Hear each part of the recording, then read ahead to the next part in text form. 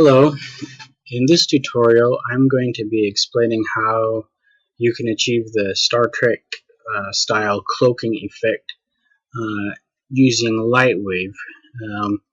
Here's a demonstration render I did not too long ago of this effect.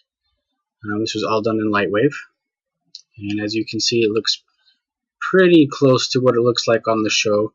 The ship, it gets all wavy as it starts to disappear. The waves are smooth. You don't see any odd polygonal errors in the deformation. So I'm going to explain how I did this. First, what you want to do is go to Modeler and get yourself a ship to render. In this case, I have a Klingon bird of prey that I downloaded from foundation3d.com from an artist by the name of Fabio. I'd like to thank them for that. This model actually had several moving parts that were separate objects. I just combined them to make this demonstration a little easier. And I scaled it down a little bit as well. What I've also done is in the second layer, I have created a simple plane that has several subdivisions of activated subpatching, and I've created a UV texture along the z-axis for this plane. And this plane is the secret behind the effect. So let's go ahead and send these objects to layout, and we'll get started with our scene. First thing we want to do is create a null object, so Control N, and we'll call it camera control. Okay, and then we're going to take some of our objects and start setting up the motions. Let's see if we can see what we're doing here. First thing we want to do is take our plane, which is this right here, M for motion options, and we want to parent it to the camera control. And we want to do the same thing for the camera, parent it to the camera control, and give it a position of 0 so it's all the same. Then we want to go back to our camera control, and we want it to target our ship. And then as we move it, the camera and our plane are always facing the ship. That's what we want to see. Okay? Let's come around here and we can set up a little bit of lighting. Maybe we'll have it. This is just a distant light. We'll have it lighting up from the bottom a little bit from the front. Maybe something like that. P for properties, we'll turn off the ambient light. We don't need that. And maybe give it a little bit of a color. And maybe do this. And we don't really need any specular for this. You can have it if you want it. I just don't think Klingon ships are very shiny. Okay. Let's see what this looks like. Alright. Let's turn on OpenGL wireframe overlay and see if we can get a good angle for our light here.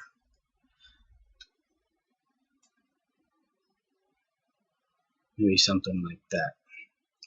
That'll probably be good. And then let's add a fill light real quick. Lights, distant light. We'll call it fill. And let's rotate it around this way. And maybe down a little bit. Properties. We'll give it a bluish color or something. Maybe there's a planet close by.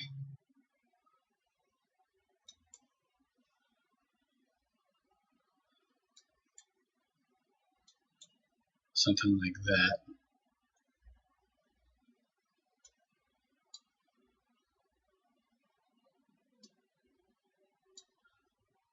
Yeah, that should work. Okay. Now the next thing we want to do is give our ship some motion. We don't want it just to sit still while it's cloaking. We want it to move around a little. So let's maybe go out to 180 frames. And let's select our ship. And frame 0, let's move it back to about here. And then at frame 180, we'll create a keyframe. And move it all the way over here. Like so. And I like to give my Klingon ships a little bit of a bank while they're cloaking. So maybe we'll have it bank up a little bit like that. Yeah, that'll look cool. So let's go to our camera view.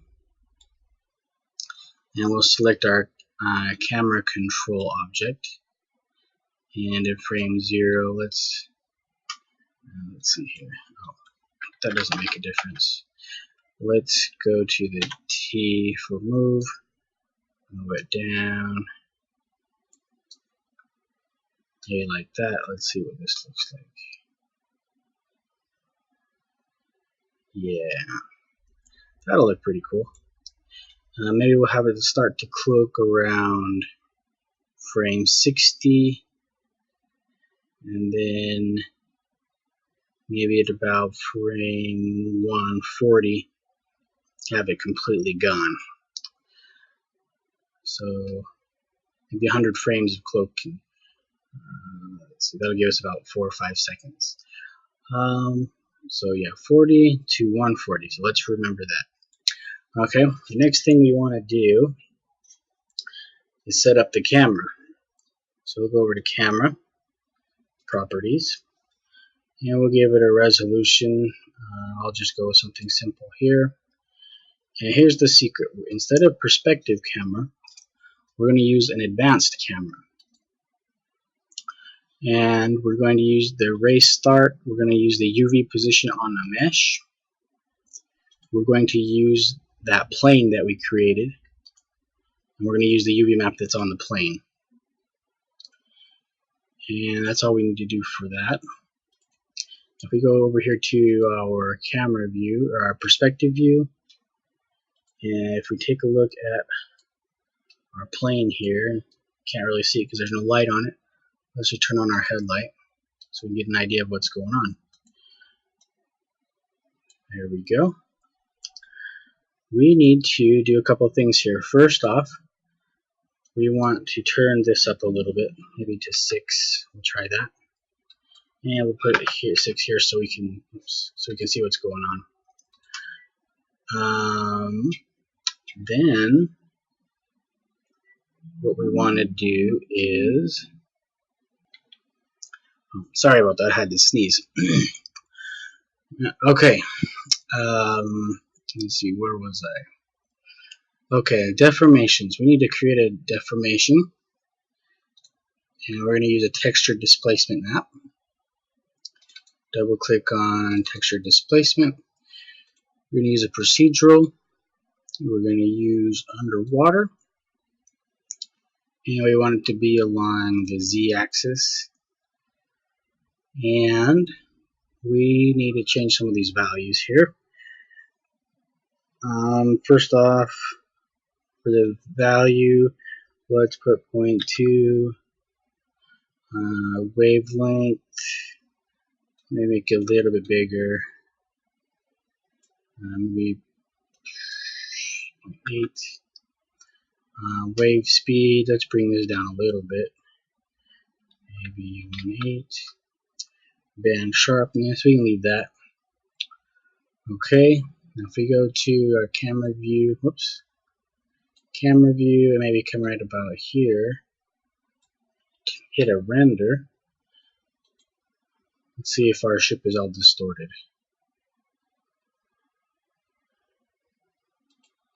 Yes, it is. And that's pretty much what we're going for. We don't want it to distort too much. If you do want more distortion, though, you can just mess with the settings until you get something that you like. But this will probably be good enough for me.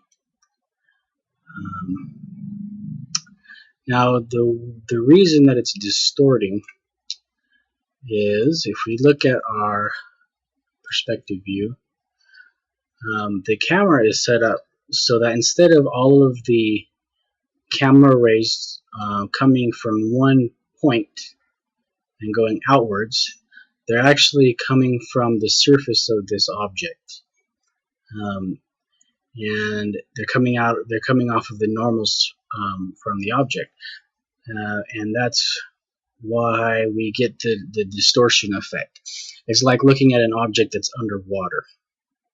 Okay, and that's the effect we're going for. One of the problems that I had while I was learning how to set this up is scale. The scale of the object and the scale of your of the plane has a lot to do with getting the look right. And these were some settings that I figured out of a lot of trial and error. And this is what works for me. If you have a really big ship, you might need a bigger plane for it to look right, or have a small plane and then scale it up in layout. Okay, so this is kind of what we're going for. Now, if you'll notice in the camera view, the ship is so big it's off the camera, but when we hit F9, we can see the whole thing. Ooh, and you'll notice we've got some artifacts here. Those are caused by the plane itself. So we don't want the plane to render. So let's get rid of all of this, and we'll get rid of being able to have it seen by the camera. Then those should just disappear. And they did. Alright. Good. And we got a lot of distortion here. Just the way we want it. Okay? Now, we don't want it just to be all wiggly throughout the whole animation. So we're going to create an envelope to control when and how this starts. So let's go back to our deformations, and let's bring this down to 0. Then at frame 40 is when we wanted it to start cloaking. So keyframe at 40, and we'll keep it at 0. And then maybe by frame 60, we'll have it being distorted completely. Let's try like maybe 150. And let's make these all linear. And we'll zoom out here. So this is what our graph is going to look like for the distortion. And then we're going to create an envelope for the object, the ship, to dissolve. So we'll go to Render, Dissolve, and Envelope. So for frame, let's maybe have it start at about frame 45. And then at maybe frame 150, we'll have it completely gone. Okay, and we'll make this linear. Don't have any problems there. And then make this a visor spline, and we can kind of play with what we want this to look like. I like to have it kind of go a little bit quicker at the beginning and then kind of taper off towards the end. Maybe something like that.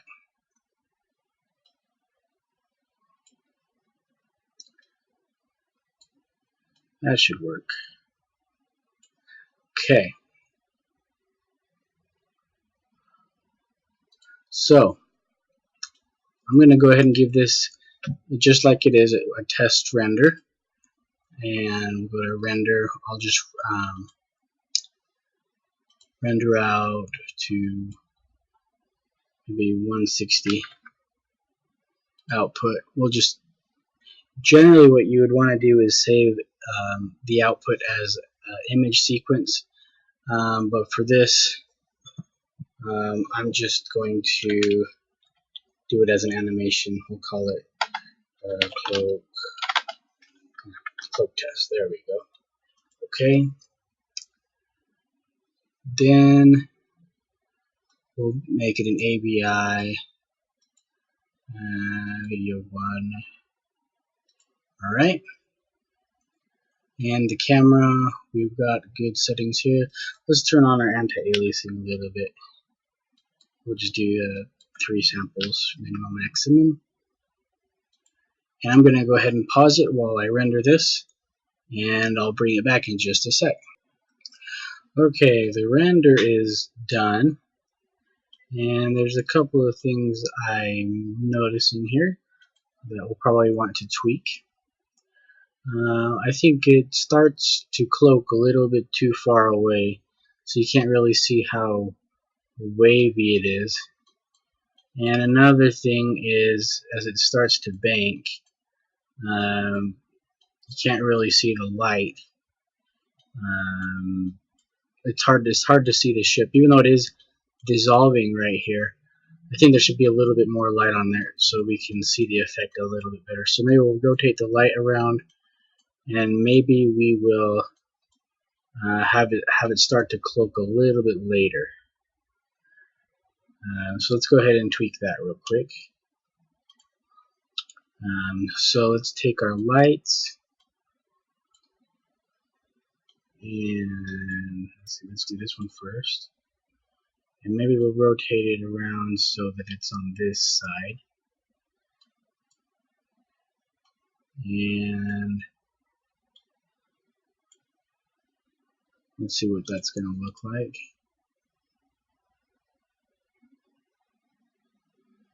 Okay. Let's see. I think another thing that we can do is bring our control a little bit closer. Maybe even right there.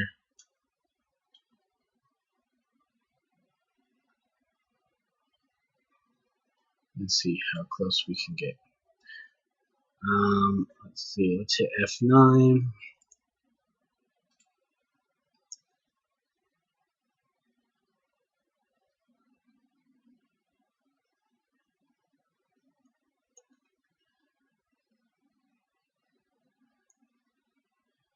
Yeah, that'll look better. Okay, then what we want to do is change our deformation so that we start a little bit later. Maybe we want to start. Let's get back over here. Let's see. We were starting right here on frame 40. Maybe we should start at around frame 60. So why don't we bump everything over 20 frames, and maybe to right about there. Let's see, where is that? Yeah, so 60. Okay, and then we'll go over here to the ship and our dissolve. Oops. And we'll move both of these over about 20 frames as well. Let's see here, where was it? Started at 45, so let's maybe move it to 65. There we go. And then what I'm going to do is, let's just turn this down. Let me turn this off for now. We'll get a faster render. So I'll be right back with this new render and we'll see if it looks any better. Okay, so here's our finished render, and I think it looks a little bit better. Starts to tip, there we go, yeah. The cloak starts a little bit later. I think maybe the ship is moving by too fast, and that's why it's kind of hard to tell that it's waving. So I'm going to do one more render, and I'm going to slow the ship down a little bit, and we'll see if that fixes it. So what I'm going to do here is go to perspective view, objects,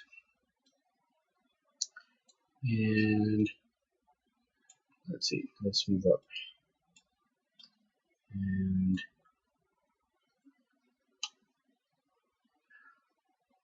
actually what we'll do is let's have the starting point just be a little bit closer.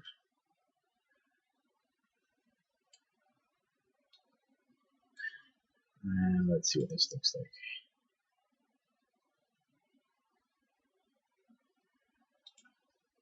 And let's see how big this is.